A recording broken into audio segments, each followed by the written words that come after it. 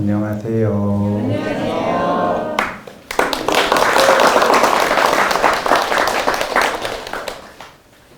오늘은 향적사 금강경 특강 11번째 시간입니다.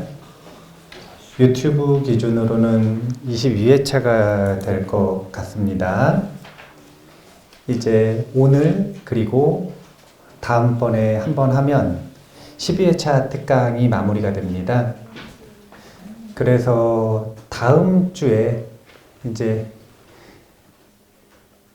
전체 특강을 정리하는 시간을 가져야 되기 때문에 오늘 지난 시간에 말씀드린 것처럼 금강경의 서방정토 극락세계에 대한 언급들이 있거든요.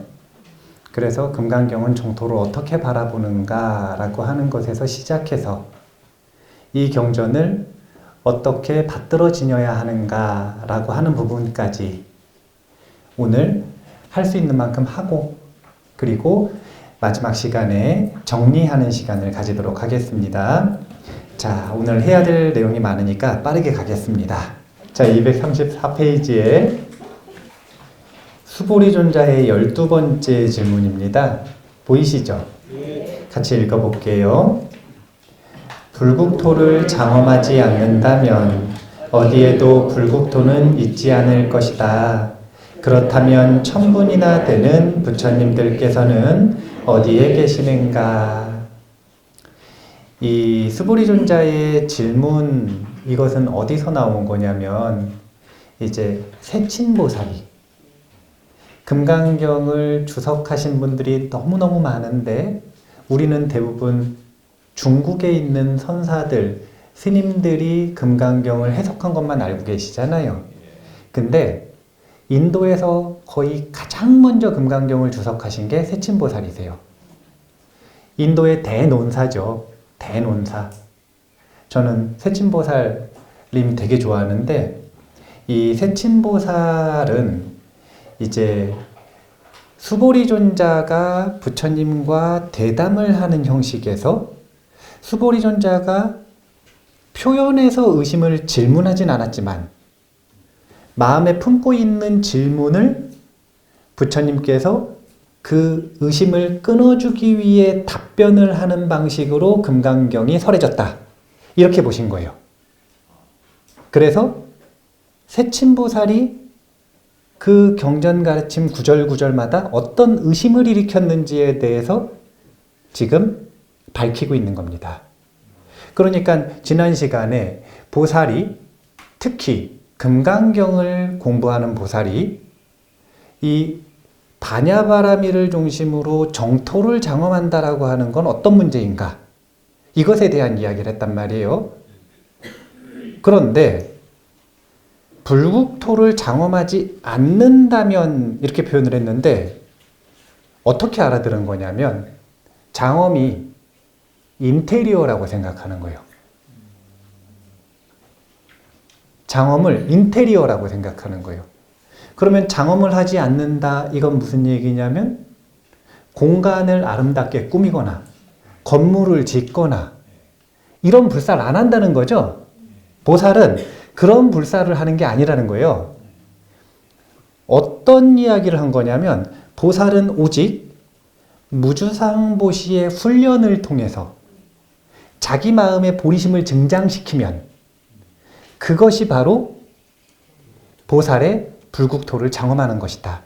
그러니까 그 과정에서 공간을 꾸밀 수도 있고 건물을 아름답게 지을 수도 있고 도량을 가꿀 수도 있고 또는 서방정토 극락세계처럼 아예 불국토를 만들 수도 있겠죠. 하지만 그걸 어떻게 만드는 것인가? 그거는 인테리어 하는 게 아니라 뭐라는 거냐면 보리심을 증장시키는 훈련이다. 오직 이거 하나뿐이다. 이렇게 말을 했더니 그러면 그래도 결국은 불국토를 안 만든다는 얘기 아닙니까? 이런 의심이 된 거예요, 지금. 그런데 도대체 천분이나 되는 부처님들은 어떻게 불국토를 만들고 어디에 계시는가 라고 하는 의문을 일으킨 거죠. 여기까지 이해가 되세요? 네. 자, 이제 235페이지의 본문을 볼게요. 같이 읽어보겠습니다. 수보리여, 어떤 사람이 몸이 산들의 왕 수미산만큼 크다면 그대 생각은 어떠한가? 그 몸이 크다고 하겠는가? 수보리가 대답하였습니다. 매우 큽니다, 세존이시여. 왜냐하면 부처님께서는 몸 아님을 설하셨으므로 큰 몸이라 말씀하셨기 때문입니다. 자, 일단은 결론부터 말씀을 드리자면 여기에서 수미산만큼 몸이 큰 사람, 키 큰 사람이죠. 수미산만큼 키 큰 사람. 이제 이게 키 큰 사람이라고 하는 키워드로 지금 금강경을 설법을 하시는 건데, 이 키 큰 사람이 누구냐면 아미타불이에요.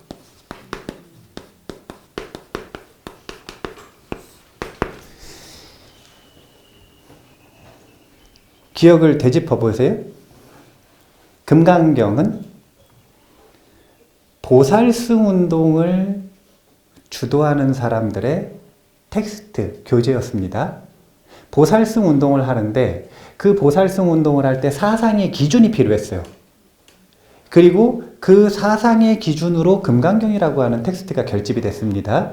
그래서 보살승 운동을 하는 사람들은 오로지 무엇을 한 거냐면 보리심 수행을 한 거예요. 그런데 이 보리심 수행이 어떤 히스토리로 나왔는지를 지난 시간에 이야기를 했는데 부처님에 대해서 그리워하는 마음이 있었다니까요. 그런데 역사상에 부처님은 한 분이라, 석가모니 부처님. 우리 인류 역사가 목격한 분은 석가모니 부처님 한 분인 거예요. 그래서 지금까지는 보살, 보디사타 그러면 오직 석가모니 부처님의 전생일 뿐이었어요. 생각이 점점 확장됩니다. 부처님 분명히 과거 7불 얘기하셨고요. 니카야 속에서 과거 7불을 얘기하십니다. 과거 7불만 이야기하시라는 게 아니라 22불을 얘기하시거든요. 니카야 속에서. 22분의 부처님을 말씀하시고 특히 가섭불은 정말 자주 얘기하세요. 바로 전부처님, 가섭부처님은 정말 자주 얘기를 하시거든요.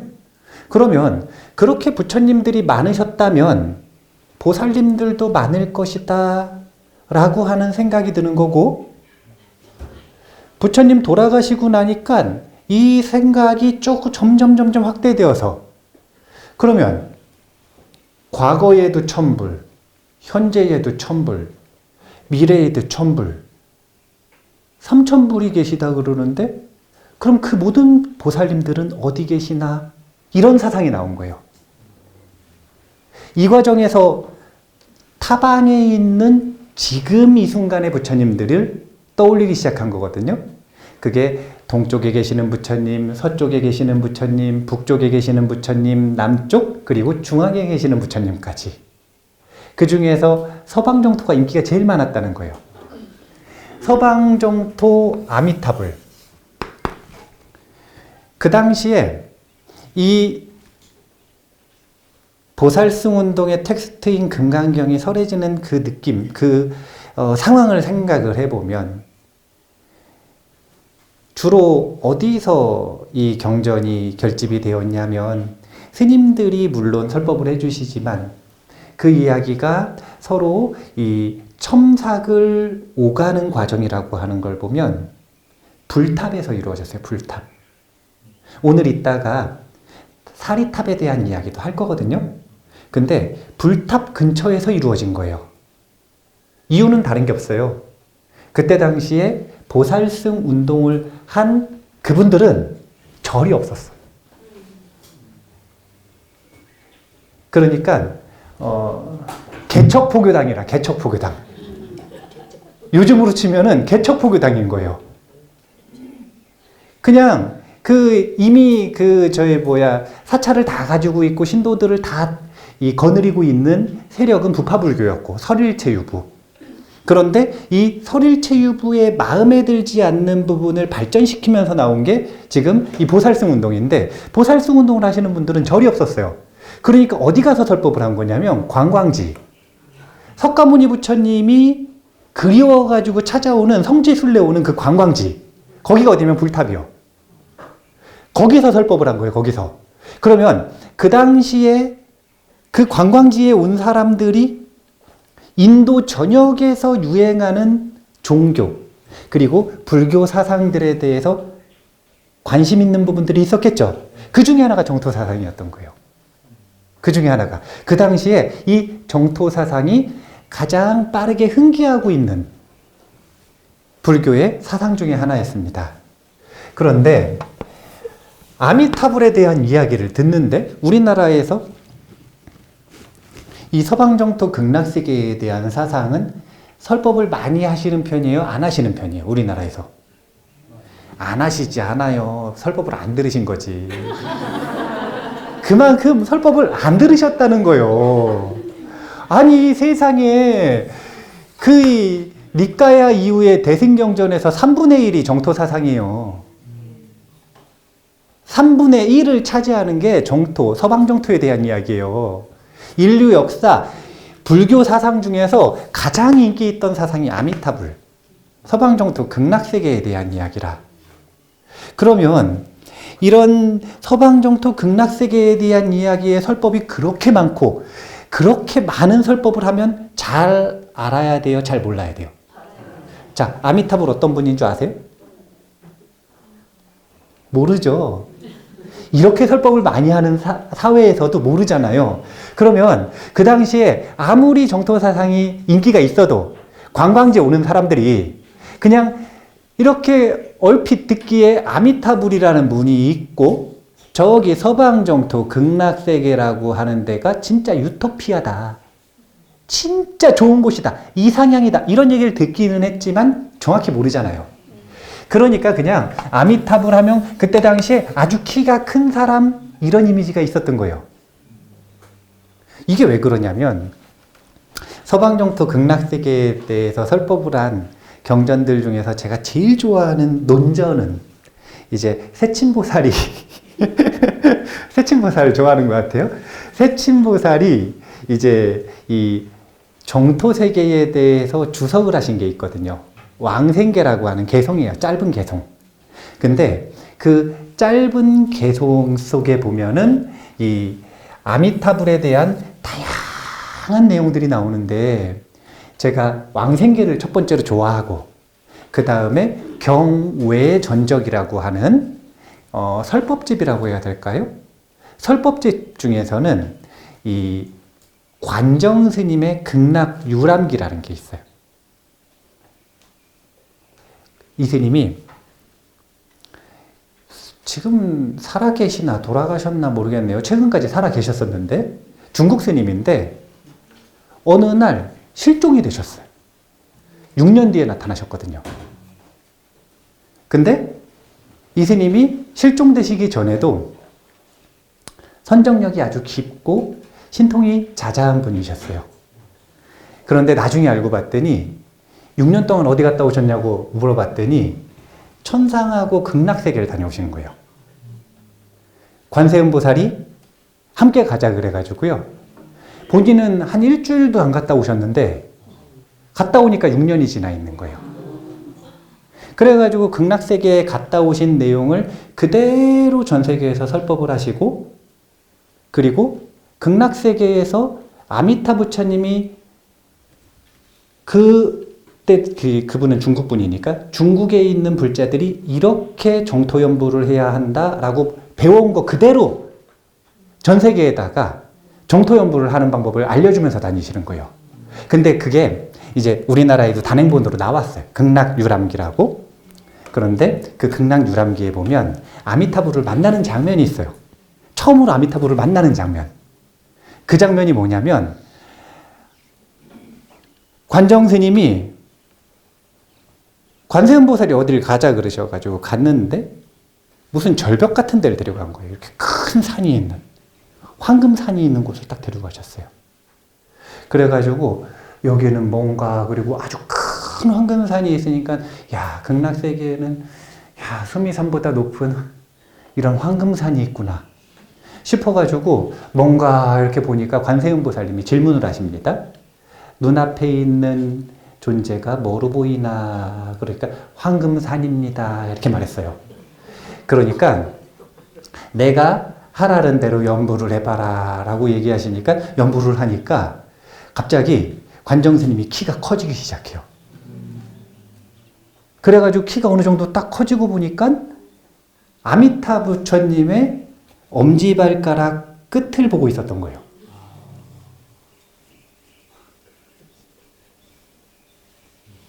거기 보면 아미타 부처님의 키가 얼마나 큰지 엄지발가락 끝이 수미산보다 높게 보이는 거예요. 이해가 되세요? 그러니까 키 큰 사람이라고 하는 이 일화는 어디 뭐 이소부화에서 가져온 거 아니고 무슨 뭐 저기 힌두교의 무슨 전설에서 가져온 게 아니라 정토사상에서 키 큰 사람이라고 하는 건 누구를 지칭하는 거냐면 아미타불을 지칭하는 거예요. 그러면 아미타불 중에서도 아미타불의 몸은 육신이 있고, 잠시만요. 육신 말고 색신이라고 할까요? 색신이 있고 보신이 있고 법신이 있지 않겠습니까? 그러면은 이 중에서 아미타불의 보신에 해당되는 것이 수미산만큼 키 큰 몸이다. 이렇게 보시면 되는 거예요. 그래서 요 논리를 좀 아셔야 되는데, 극락세계에 왕생한다라고 하는 건 두 번 태어나, 두 번. 첫 번째는 임종시에 10년 왕생원을 하면 아미타불이 데리러 온다 그러셨어요? 아미타 부처님께서 거짓말을 하셨어요? 아니면 진실을 말씀하셨어요? 그럼 진짜 데리러 와야죠. 데리러 오신다 그랬어요. 그러면 그 데리러 온다, 나는 극락세계에 태어나고 싶다라고 하는 마음가짐으로 아미타불 10번을 하면 데리러 오시는 거예요. 데리러 오시는 거예요. 제가 죽음에 대해서 많은 전적들을 찾아보고 이 죽음에 대한 법문들을 많이 했거든요. 엄밀히 얘기하면 아미타불이 극락세계에 태어나고 싶다라고 염불하는 사람한테만 찾아오는 것이 아니라 사실은 누구에게나 찾아옵니다. 그런데 문제는 뭐냐면 도망가니까 문제인 거예요. 도망가니까 문제인 거예요. 왜냐면은 못 알아보는 게 아니라 거꾸로 봐요. 거꾸로. 삶을 착하게, 선하게 잘 산 사람은 아미타불을 만나면 빛으로 보여요. 그런데 반대로 나쁘게 산 사람들 있죠? 그럼 아미타불을 보잖아요? 뭘로 보이냐면 어둠으로 보여요. 이게 전도몽상이거든요? 그래가지고 제가 죽음 수업을 할 때 항상 응급조치로 알아둬야 되는 걸 얘기를 해드리거든. 그게 뭐냐면 이제 내가 죽을 것 같다. 내가 지금 죽을 것 같다. 내가 죽는데요. 내가 보기에도 이제 숨이 까딱까딱 넘어가겠어요. 그러면 그때 아주 솔직하게 자기 점검을 하셔야 됩니다. 내가 착하게 살았는지 안 착하게 살았는지. 지금은 거짓말을 할 수 있는데 그 순간이 되면 양심적이 되거든요. 그러면 양심적으로 내가 잘못 살았어. 그럼 명심하셔야 돼요. 뭘 명심하셔야 되냐면 밝은 걸 따라가야 돼요? 어두운 걸 따라가야 돼요? 어두운 걸 따라가야 돼. 그게 밝은 거거든요? 아니, 이거는 응급조치예요. 응급조치. 원래 응급조치까지 안 가면 최고 좋죠. 잘 살아야지. 잘 살아야 되는 게 너무 당연한 거죠. 그런데 내가 시간이 없어서든 게을러서든 어쨌든 잘 못 살았다. 그러면 자기 점검을 아주 솔직하게 한 다음에 임종시에 아미타불을 따라가려면 어두운 걸 따라가야 돼요. 근데 이걸 못하니까 대부분의 사람들이 급해 죽겠는데 어둡고 무섭고 나를 뭐 때리려고 그러고 죽이려고 그러고 막 이렇게 쫓아오는 환영을 어떻게 따라가겠어요. 아미타불이 와가지고 손을 내밀면 방망이를 들고 쫓아오는 것 같다니까요. 그거 어떻게 손을 잡을 거예요. 그래서 아미타 부처님이 고안을 하신 게 뭐냐면, 그렇다면 서방정토 극락세계에 태어나기를 원하고, 그리고 언약이라고 하는 인과를 만드는 건데, 그걸로써 아미타불 연부를 10번만 하면 내가 손을 내밀고 데리고 가는 힘을 쓸 수가 있겠다라고 해서 최소한의 요구를 하는 거예요. 그런데 이렇게 임종을 딱 하잖아요. 그럼 아미타불을 만났어요. 그래가지고 서방정토에 왕생을 했어요. 왕생. 그러면은 이거는 극락세계에 태어난 거예요? 안 태어난 거예요? 태어났는데 안 태어난 거예요. 왜냐하면 극락세계에는 2번 태어나거든요. 첫 번째는 어디에 태어나냐면 연꽃 안에 들어가요. 연화대 안에 들어갑니다. 왜 연화대 안에 들어가냐면 아직 키 큰 사람을 볼 수가 없어요. 자, 잘 봐보세요. 색신이라고 하는 건 우리 이 몸 아닙니까? 이 색신, 보신, 정법신, 이게 원래는 이제 금강경에서는 삼신설이 아니라 처음에는 그냥 원래 육신과 정신의 문제입니다. 이것이 후대에 삼신설로 발전을 한 건데, 육신이 중요한가 정신이 중요한가 이것을 끊임없이 논하고 있는 주제 중에 하나가 금강경의 메인 주제예요. 그래서 맨 처음에 열의실견분에서 열애의 신체에 대한 이야기가 제일 먼저 나오는 거예요. 열애는 30 이상 80종호가 그의 정체성인가, 아니면 깨침을 얻은 다르마라고 하는 법이 그의 정체성인가. 이것에 대한 주제가 1번으로 나오잖아요. 왜냐하면 당시에 가장 중요한 주제니까. 그런데 이것이 중간에도 끝에도 계속 이어지는 겁니다. 여기서도 마찬가지예요. 아미타불의 육신은 수미산만큼 크지 않아요. 그런데 아미타불의 정신을 상징하는 이 보신은 수미산보다도 더 크다 그랬어요. 그러면 수미산보다도 더 큰 이 보신이 상징하는 바가 무엇인가? 그것은 공덕의 크기입니다. 공덕이 얼마나 큰가? 그러면 처음에 왕생을 해가지고 연꽃, 구품연화대에 들어갔는데, 구품연화대에 들어갔을 때 왜 아직도 태어났대 못 태어난 것인가? 하품 하생, 하품 중생, 하품 상생에서는 아무리 나가서 봐봐야 아미타불을 볼 수가 없어요. 그래서 그냥 극락세계의 연화대에 왕생을 하는 것과 상품 상생해가지고, 그러니까 연화대라고 하는 학교가 있는데 9학년이라 하품 하생, 하품 중생, 하품 상생, 중품 하생, 중상, 상품 하중상 해가지고 9학년이요. 그러면 그 9학년을 수료하거나 졸업을 하면, 그러면 이제 뭘 한다 그러냐면은 친견 아미타불 한다 그러죠. 친견 아미타불 한다 그러잖아요. 이때가 되면 이제 키가 얼마나 지는 거냐면 아미타불 어깨 정도 키가 되는 거예요. 아니 생각해 보세요. 키가 저만하신 분인데 이렇게 앉아가지고 보여요? 아니 수미산처럼 큰 지금 발가락이 저희 수미산만해 보이는 이 상태에서 아미타불 본 거예요? 못 본 거예요? 친견 못 한 거잖아요. 그러니까 이 왕생은 아직 진정한 왕생이 아니라, 그래서 이렇게 구품연화대에 들어와 있는 걸 극락중생이라고 하고, 상품 상생에서 친견 아미타불 한 존재들을 극락보살이라고 표현하는 거예요. 그래서 극락에 있는 중생으로 한 번 태어나고 구품연화대에서 교육을 받아가지고 뭐가 커지냐면 공덕이 커지면, 그러면 그 공덕이 커지는 만큼 키가 커져서 이제 극락보살로 다시 태어나는 거예요. 그러니까 극락세계는 2번 태어난다. 그런데 제가 이 키 큰 사람에 대해서 보신설 가지고 설명을 해드리고 있는 거예요. 그 키 큰 몸은 도대체 뭘 상징하는 것인가? 다름 아니라 공덕을 상징하는 것이다. 그래서 이 책을 좀 읽어보셔야 되는데, 자, 236페이지에 중간 2번째 단락입니다.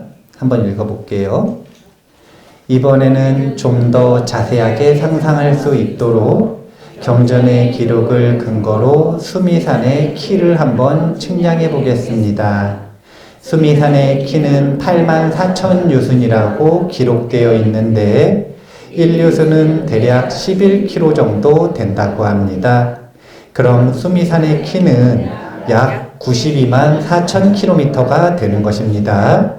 지구의 하늘 높이가 대략 1,000km라고 하고 태양 지름의 대략 139만 km라고 하니 수미산만큼 몸이 큰 사람은 대략 태양만 하다고 생각하시면 될 것 같습니다. 자, 일단은 크기는 이해가 되시죠?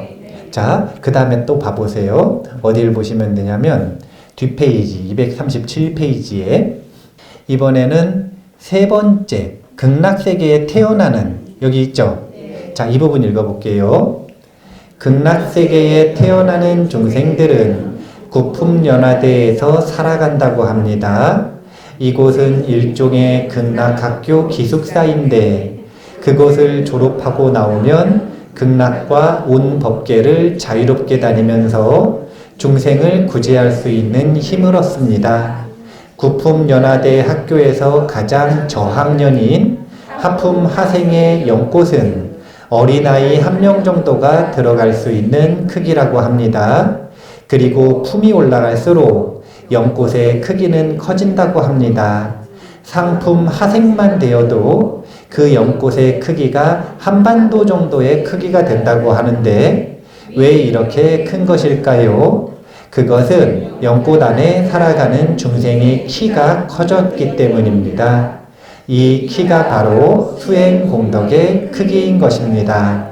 극락학교에 입학한 중생들은 교육을 통해 점점 더 공덕의 키가 자라나고 있습니다. 그러니까 하품 하생에 태어난 존재들은요, 범죄자들도 되게 많아요. 온갖 나쁜 짓 하고 산 사람들 있잖아요.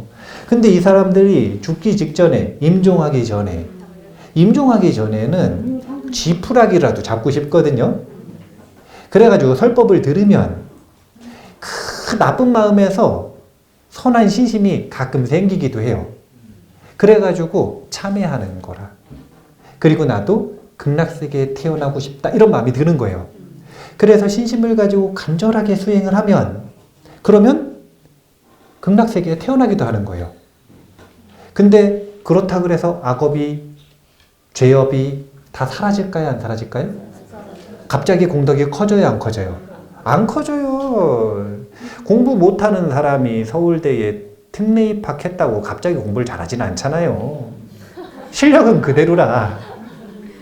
그러니까 하품 하생 1단계는요 어린아이만큼밖에 몸이 크지가 않대요.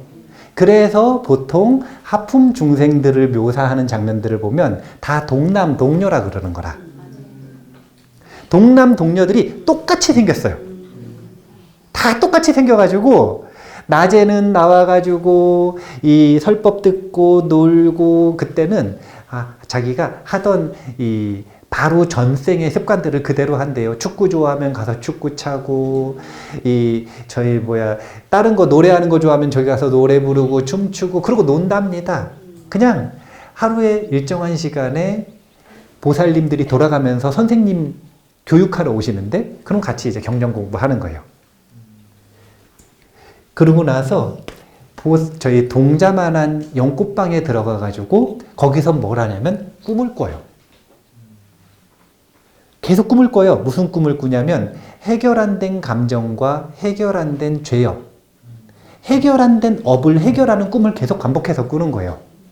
그걸 해결할 때까지. 극락학교의 시스템은 이렇답니다. 근데 그렇게 하면 일단 연구단에 들어가가지고는 악업을 계속 해결하죠. 바깥에 나와서는 끊임없이 불교 진리에 대한 교육을 받죠. 그러면 점점 수행공덕이 커지는 거라. 그래서 상품 하색만 돼도요, 영국 크기가 한반도만 하대요. 그러면 한반도만한 집을 준 게 넓은 평수의 집을 준 거예요? 똑같이 원룸이에요? 똑같이 원룸인 거예요. 키가 커가지고 어쩔 수 없이 한반도만한 걸 준 거예요. 아니 무슨 부자여서 넓게 살아라 이래가지고 준 게 아니라 키가 작은데 한반도만한 거 줘보세요. 그거 어떻게 청소할 거예요? 그냥 내 몸만 딱 들어갈 정도의 연꽃이면 된단 말이에요. 그런데 몸이 커져가지고 한반도만한 걸 주는 거예요. 그러니까 상품 상생을 하면 이제 아미타불을 드디어 키높이가 맞아가지고 친견을 할 수가 있는 거예요. 지금 요거 이해되세요? 그러니까 키 큰 사람이라고 하는 이 설화는 그때 당시에 정말 많은 이야기꾼들이 힌두교에서도 활용하는 예와 그 다음에 불교의 다양한 종파에서도 활용하는 예와 민간에서도 활용하는 예와 아주 재밌는 이야기였단 말이에요. 키 큰 사람이라고 하는 판타지. 근데 이것이 불교계에서는 아미타불을 지칭하는 상징이었고 그 다음에 이 아미타불의 키가 크다는 것은 다른 것이 아니라 보신의 크기를 이야기하는 것이고 그리고 이 보신의 진정한 의미라고 하는 건 공덕의 크기를 얘기하는 것이다. 그래서 우리는 금강경을 공부할 때마다 스스로에게 질문해 봐야 됩니다. 뭘 질문해 봐야 되냐면 내 키는 얼마나인가?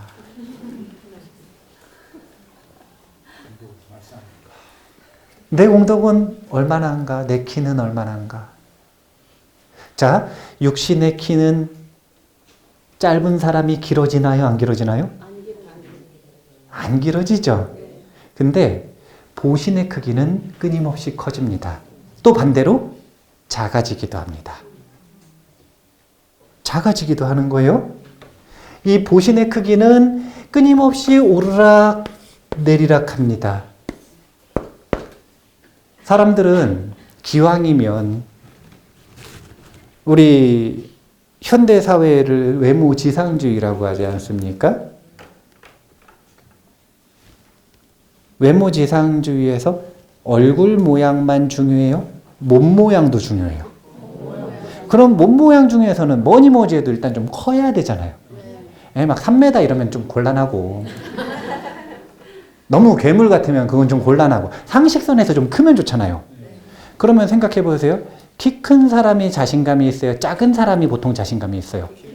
똑같은 조건이라고 하면 마음이 똑같다면 키 큰 사람이 자신감이 있겠죠. 그런데 그것보다도 훨씬 더 근본적인 자신감은 보신의 크기에서 결정되는 겁니다. 키가 아무리 커도요. 보신, 공덕의 크기가 작은 사람은 평상시엔 자신감 있는 척을 하죠. 하지만 위기 상황이 오면 그 자신감이 와르르 무너져 내립니다. 왜냐하면 선한 공덕, 습관의 축적에 대한 자신감, 자기증명이 없으니까.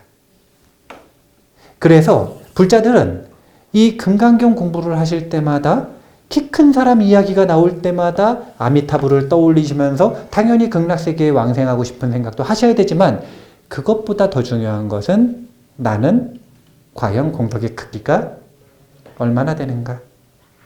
스스로를 점검해 보셔야 되는 거예요. 물론 바냐바라밀의 이야기에서는 이 이야기보다 중요한 게 반복해서 나오는 이 직비공식이에요. 238페이지에 보면 중간에 있죠? 불설비신, 심영대신. 이게 직비, 심영의 공식 아닙니까? 부처님께서 몸이라고 한 것은 몸이 아니기 때문에 큰 몸이라고 하신 것입니다. 그러면은 지금 이 이야기 보시면 이제 이해가 되실 거예요. 자, 부처님께서 말씀하신 큰 몸이라고 하는 것은 몸이 아니기 때문에 큰 몸이라고 하셨습니다. 자, 여기서 부처님께서 말씀하신 큰 몸이라고 한 것은 큰 몸이 아니다라고 한 건 이거는 육신이 아니다라고 한 거죠. 생각해 보세요. 육신이 수미산만한 존재가 어디 있어요? 이렇게 되면 벌써 이제 합리적이고 논리적인 철학적인 관점을 가지고 있는 사람들이 보기엔 엉터리가 되는 거예요, 벌써. 그거는 그냥 전설 따라 삼천리 쫓아가는 거고 그 얘기를 하는 게 아니라 부처님은 육신을 얘기하신 게 아니라는 거예요. 육신이 아닌 보신을 얘기하셨기 때문에 수미산만큼 큰 몸이라고 말씀하셨다. 이렇게 지금 해석을 하는 거거든요. 그러니까 금강경을 해석을 할 때는 두 가지 방식으로 해석을 하는 거라는 거예요, 항상. 첫 번째는 즉비 심영이라고 해서 자신이 무엇을 어떻게 바라보든 자기가 바라보는 모든 관점은 일단 즉비예요. 시작은 무조건 즉비예요. 즉비라는 건 뭐냐면 내가 바라보고 내가 옳다고 생각하는 건 옳지 않다. 이게 진실이에요. 여기서 시작하는 겁니다. 이거는 진짜 옳은데요? 그런 거 없다니까요. 그래가지고 싸우고 그래서 전쟁을 한 거예요. 다 자기가 옳다 그러니까. 아무리 근거를 가져다 대봐야 어차피 아니요, 그거. 그냥 인간의 인식의 한계란 말이에요. 인식의 한계. 이 인식의 한계를 그대로 인정을 하고 들어가는 게 즉비라고 하는 공식. 그러면 거기서 허무하게 끝인가? 그게 아니라 모르니까, 잘못 봤으니까 그 다음 뭘 하라는 거냐면 관찰을 하라는 거예요. 이걸 윗바사나라고 하는데 윗바사나, 잘못 보고 있는 그것을 꿰뚫어서 다시 보라. 계속. 결론 짓지 말고 계속. 새롭게 업데이트하면서 끊임없이 변화하는 그것을 보라. 절대로 결론 짓지 말고. 이게 무주상이에요. 무주상의 힘으로 꿰뚫어서 이 임시로 결론을 내리는 즉비심영의 공식을 쓸 수도 있고요. 그게 아니라 이렇게 그때 당시에 유행했었던 교리들을 가지고 해석을 할 수도 있는 거예요. 그냥 단순하게 인식의 한계를 얘기하는 것이 아니라 그때 당시에 유행하던 색신, 보신, 법신 또는 육신, 정신 이런 다양한 교리들이 있단 말이에요. 그런 교리와 철학을 가지고 해석을 하는 방법도 있는 거예요. 그러니까 이것은 보편적으로 해석할 때는 모든 상을 즉비심영으로 해석할 수 있습니다. 그런데 그게 아니라 상 중에서도 몸에 대한 이야기를 할 때와 진리에 대한 이야기를 할 때와 깨달음에 대한 이야기를 할 때와 깨달음 말고 도과에 대한 이야기를 할 때와 그 각각의 철학과 교리들은 조금 더 엄밀한 정의들을 따지고 들어가서 하나하나 특별하게 대입을 해서 해석을 하는 방법도 있다는 겁니다. 그런 두 가지 방법이 있다. 이렇게 기억을 하시면 돼요. 자, 그래서 아미타불에 대한 이야기를 봤고요. 다음으로 넘어가 보면 무의복승분입니다. 239페이지. 무의법의 뛰어난 복덕. 같이 한번 읽어볼까요? 수보리여, 항아의 모래수만큼 항아가 있다면 그대 생각은 어떠한가? 이 모든 항아의 모래수는 진정 많다고 하겠는가? 수보리가 대답하였습니다. 매우 많습니다. 세존이시여. 항아들만 해도 헤아릴 수 없이 많은데 하물며 그것에 모래이겠습니까? 수보리여, 내가 지금 진실한 말로 그대에게 말한다. 선남자 선여인이 그 항아 모래수만큼의 삼천대천 세계의 칠보를 가득 채워 보시한다면 그 복덕이 많겠는가? 수보리가 대답하였습니다. 매우 많습니다. 세존이시여. 자, 뒷페이지에 240페이지를 보시면 이제 금강경의 메인이 되는 키워드 중에 하나가 무주상보시라고 하는 키워드가 있습니다. 이미 앞에 대승정종분에서 충분히 설명을 해드렸지만 무주상보시 할 때 그 보시는 보시바라밀을 얘기하는 것이 아니라 육바라밀 전체를 얘기하는 겁니다. 그리고 육바라밀 전체를 얘기한다라고 하는 건 육바라밀만 얘기하는 게 아니라 모든 인간의 경험을 얘기하는 거예요. 그래서 사실은 무주상 보시가 아니라 무주상 만행입니다. 어떤 경험이든 무주상으로 해야 된다. 이렇게 강조하는 게 금강경이거든요. 그런데 금강경에 보면 연습을 해야 되는 마음이 있잖아요. 금강심. 4가지 마음이었죠. 첫 번째가 광대심, 제일심, 상심, 부전도심. 근데 그 중에서 제일심이 뭐냐면요. 이거예요. 사람들은 줄 세우는 걸 좋아해요. 뭐가 궁금하냐면 여러 가지 보시, 공덕이 있는데 그 중에서 제일 수승한 공덕을 가지고 있는 보시는 무엇이냐?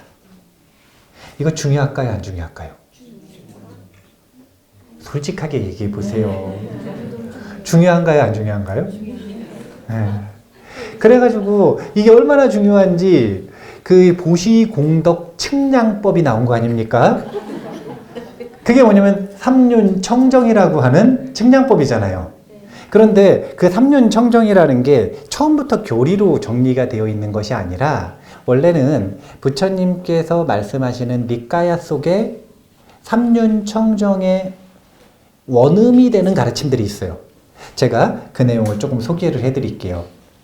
앙구따라 니까야의 웰루마경이라는 경전인데 누구한테 해주시는 법문이냐면 급고독장자.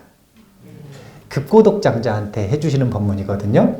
근데 급고독장자가 이제 부처님한테 이런 질문을 받는 거예요. 어떻게 질문하시냐면 장자여 그대의 가문에서는 보시를 하는가 이렇게 질문하셨어요. 근데 이건 이상한 질문입니다. 왜냐면 급고독장자는 보시를 많이 하나요 안 하나요? 많이 하죠. 그럼 부처님이 그걸 모르실까요? 근데 왜 이런 질문을 하셨는가? 승가에 공양 올리는 건 잘하고 있는 거 아는데 그때 당시에도 당연히 뭐가 있었냐면 노블리스 오블리주라고 하는 게 있었습니다. 장자들은 당연히 어려운 사람들한테 베풀어야 되는 의무가 있었어요. 그걸 지키고 있는가 지금 이걸 질문하시는 거거든요. 그러니까 급고독장자가 아주 부끄러워하면서 이렇게 얘기하세요. 세존이시여 저의 가문에서는 보시를 합니다. 그러나 그것은 거친 것이어서 시큼한 죽과 함께 뉘가 섞인 쌀아기쌀로 만든 것입니다. 이렇게 표현을 하세요. 그러니까 스님들한테 공양 올리는 것만큼 귀한 것으로 보시하지는 못하고 있습니다. 그런데 급고독장자가 이렇게 외롭고 힘든 사람들을 많이 도와준다 그래가지고 급고독장자가 된 거잖아요. 별명이. 그런데 약간 겸손하신 거죠. 그러니까 이 마음을 안심시키시기 위해서 해주신 법문이 사실은 보시 공덕에 대한 이야기인 거예요. 자, 웰루마경을 나중에 읽어보시고 제가 뒷부분으로 넘어갈 거예요. 웰루마경 뒷부분으로 쭉 넘어갈 건데 본인의 웰루마라고 하는 인연담을 이야기하시는데 제가 읽을게요. 장자여 옛날에 웰라마라는 바라문이 있었다. 그는 이러한 큰 보시를 했다. 그는 은으로 가득 채운 84,000개의 황금 그릇을 보시했고 금으로 가득 채운 84,000개의 은그릇을 보시했고 칠보로 가득 채운 84,000개의 동그릇을 보시했다. 84,000의 코끼리를 보시했나니 황금으로 장식되고 황금의 깃발을 가지고 황금의 그물로 덮인 것들이었다. 8만 4천 대의 마차를 보시했나니 사자 가죽으로 덮인 것, 호랑이 가죽으로 덮인 것, 황금의 깃발을 가진 것, 황금의 그물로 덮인 것들이었다. 8만 4천 꽃띠의 옷을 보시했나니 섬세한 아마로 된 것, 섬세한 비단으로 된 것, 섬세한 모직으로 된 것, 섬세한 면으로 된 것이었다.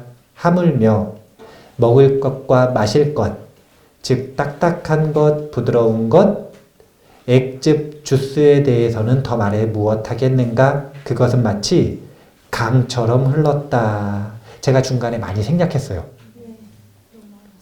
웰루마 장자가 이렇게 뛰어난 보시를 했다는 겁니다. 그런데 이 웰루마 장자가 누구냐면 부처님 전생이에요. 부처님의 전생이에요. 그래서 이 웰루마 장자의 이야기를 하시면서 굉장히 유명한 비유가 나오는 겁니다. 그게 뭐냐면 내가 그때 웰라마 바라문이었으며 내가 그런 큰 보시를 했다. 장자여, 그러나 그러한 보시를 할 때 보시받아 마땅한 사람이 없었으며 아무도 그런 보시를 청정하게 하지 못했다. 웰루마 바라문으로서 이런 큰 보시를 할 때 승단이 없었던 거예요. 부처님이 안 계시는 시기에 하셨던 거예요. 그러니까 삼륜 청정에서 받는 이의 청정을 구족하지 못했다는 것이죠. 그래서 장자여, 웰라마 바라문이 큰 보시를 했지만 견해를 구족한 한 사람을 공양한다면 이것은 그것보다 더 큰 결실이 있다. 장자여, 웰라마 바라문이 큰 보시를 했지만 견해를 구족한 100명의 사람을 공양하는 것보다 한 사람의 일례자를 공양한다면, 수다원이 아니라 사다함에게 공양한다면 이것이 그것보다 더 큰 결실이 있다. 웰라마 바라문이 큰 보시를 했지만 100명의 사다원을 공양하는 것보다 한 사람의 아나함에게 공양한다면 더 큰 결실이 있다. 그러니까 지금 보시면 수다원에게 공양하는 것보다 사다함에게 공양하는 것이 100배 더 큰 공덕이 있고 사다함보다 아나함에게가 더 100배 큰 공덕이 있고 아라한에게는 또 100배 더 큰 공덕이 있고 그 다음에 아라한보다 벽지불에게 공양하는 것이 100배 더 큰 공덕이 있고 열의 아라한 정등각자인 부처님께 공양하는 것이 또 100배 더 공덕이 있고 그리고 비구 승가에게 공양을 하는 것이 마찬가지로 또 큰 공덕이 있고 근데 이렇게 쭉 공덕을 이야기를 하다가 결국은 어디로 가냐면요. 청정한 마음으로 학습 계복을 받아지녀서 생명을 죽이는 것을 멀리 여의고 주지 않는 것을 가지는 것을 멀리 여의고 삿대음행을 멀리 여의고 거짓말을 멀리 여의고 방이라는 근본이 되는 술과 중독성 물질을 멀리 여인다면 이것이 더 큰 공덕이 있다. 여기서부터 뭘로 전환이 되는 거냐면 본인이 직접 법을 수지하고 수행하는 공덕으로 넘어가는 겁니다. 그 다음에 또 소젖을 한번 짜는 동안만큼이라도 자비의 마음을 갈고 닦는다면 100배 더 큰 공덕이 있다. 손가락을 튀기는 순간만이라도 무상, 고, 무아를 관찰한다면 100배 더 큰 공덕이 있다. 지금 이렇게 공덕의 크기를 논하는 데 있어서 어디서부터 웰루마경에서 시작을 하는 거냐면 삼륜 청정에서 시작하는 겁니다. 삼륜 청정이라고 하는데 지금 우리가 이 무의복승분을 공부를 하는 것은 무의복승분 한 번만 나오는 게 아니라 금강경에서 반야바라미를 설하시고 나서 꼭 공덕이 수승한가 수승하지 않은가를 꼭 말씀하십니다. 계속 반복해서 말씀하세요. 그 계속 반복해서 말씀하시는 게 결국은 뭘 따지는 거냐면 무엇이 제일의 공덕인가? 이걸 지금 계속 반복해서 말씀해 주시는 거거든요. 그래서 그 논조를 완전히 내용을 포함하고 있는 니까야 속의 웰루마경을 소개를 해드린 거예요. 근데 그 내용을 정리하면 이렇게 시작하는 겁니다. 삼륜 청정 가지고 따져보는 거예요. 첫 번째는 받는 사람, 그 다음에는 주는 사람, 그리고 받는 물건, 주는 물건이라고 할까요? 주는 물건. 이 세 가지가 얼마나 청정한가에 따라 공덕의 크기가 달라진다. 그런데 주는 사람의 마음과 주는 물건은 지금 주는 사람이 나름대로 조절할 수 있는 거잖아요.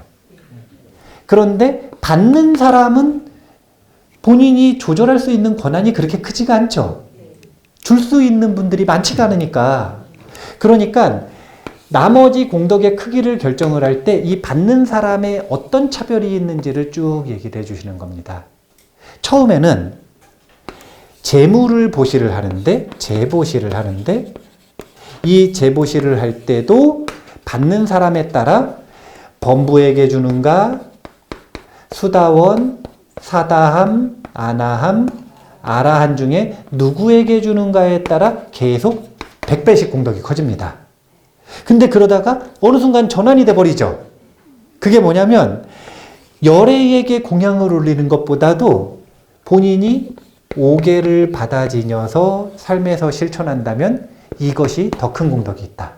이렇게 전환이 돼요. 이게 뭐냐면 법보시로 넘어가는 겁니다. 그러니까 금강경에서 세 가지 보시가 있는데 첫 번째가 재보시, 두 번째가 무예시, 그리고 세 번째가 법보시입니다. 그런데 크기를 따질 때 계속 이렇게 따져요. 재보시보다는 무예시, 무예시보다는 법보시가 공덕이 크다, 스승하다.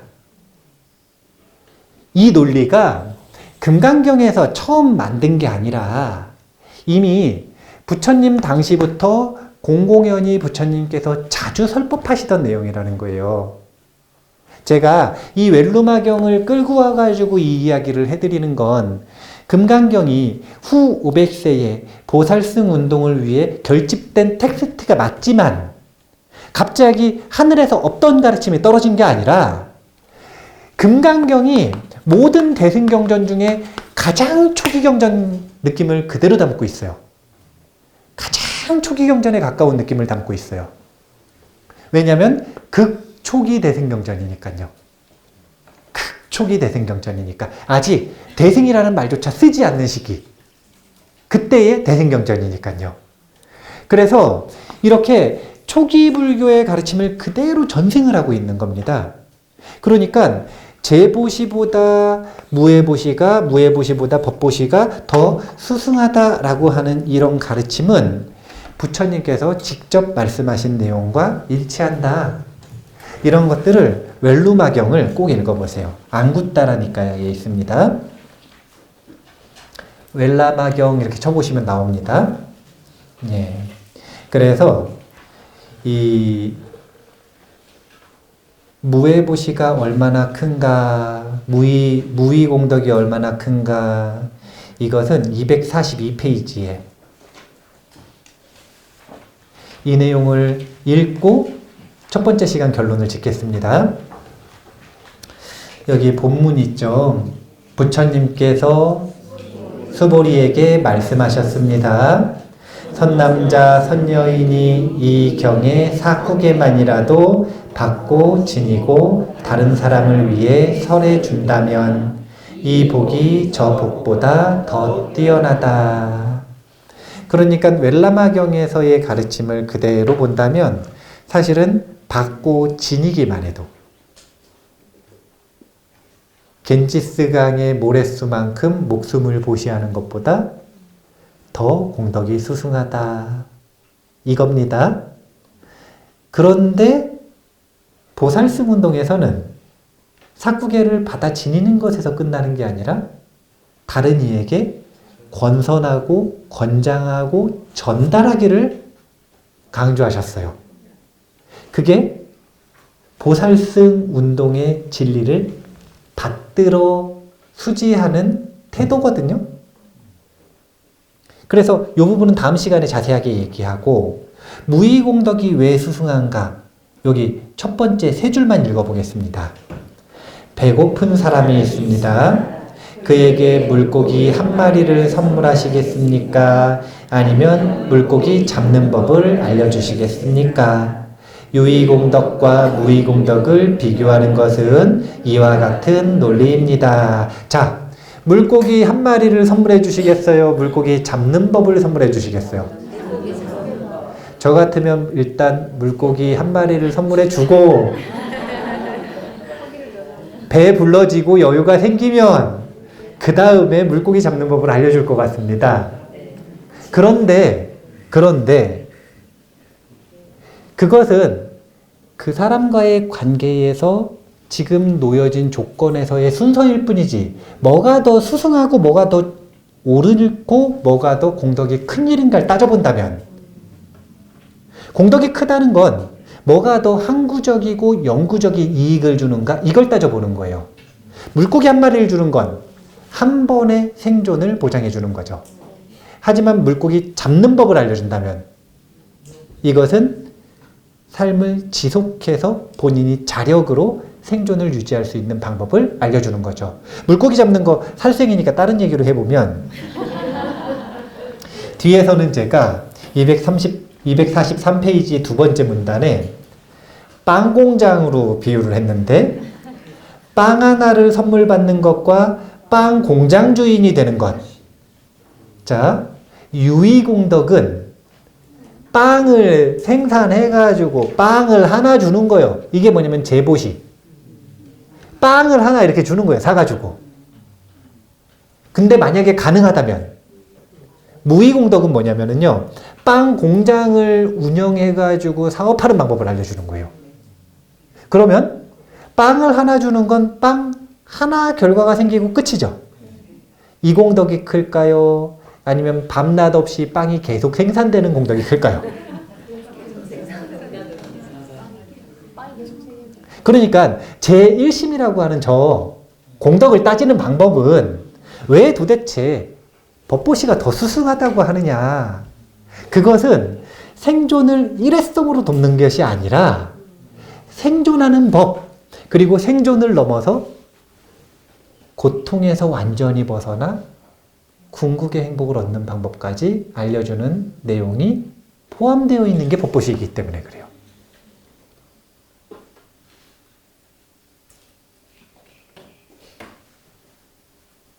부처님은 자주 말씀하셨습니다.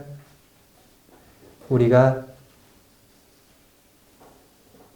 만나고 있는 사람 중에 전생에 나의 어머니가 한 번도 아니었던 분을 만나는 것은 너무나 어려운 일이다. 전생에 나의 아버지가 한 번도 안 되었던 분을 만나는 일은 너무 어려운 일이다. 그런 일은 거의 없답니다.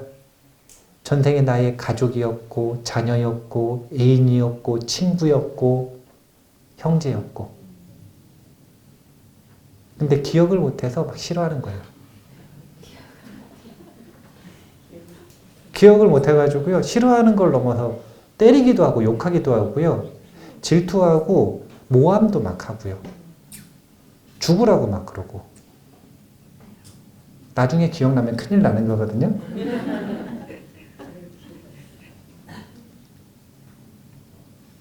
부처님께서 항상 법보시를 강조하시는 건 전생의 나의 어머니들에게, 중생이잖아요. 모든 중생은 전생의 나의 어머니인데 당연히 배고픈 중생에게 빵 하나를 선물해 주는 건 아주 좋은 일입니다.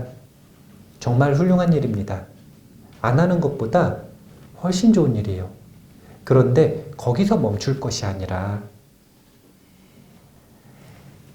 밥이 먼저입니까? 법이 먼저입니까? 배고픈 사람에게는요, 밥이 먼저예요. 그래서 제보시를 먼저 하는 거예요. 그런데 일단 생존이 보장되면 이제 배가 부르잖아요. 그러면 그 다음에 뭘 알려줘야 되는 거냐면 밥이 아니라 법을 알려줘야 되는 거예요. 부처님께서는 항상 전생의 나의 어머니들에게 삶 속에서 자력으로 생존할 수 있고 자력으로 진리를 깨칠 수 있는 방법을 알려주기를 권장하신 겁니다. 그것이 무의복승분이라고 하는 금강경의 이 품에서 나오는 것이고요. 그리고 제1심이 무엇인가라고 하는 공덕의 비교가 나오는 모든 부분에서 이 논리가 나오고 있다. 이렇게 생각하시면 됩니다. 자, 다음 시간에는 쉬었다가 어떻게 이 가르침을 받들어 모셔야 하는가? 어떻게 받들어 배워야 하는가? 존중 정교분부터 다시 공부하겠습니다. 자, 일단 10분 쉬세요. 감사합니다.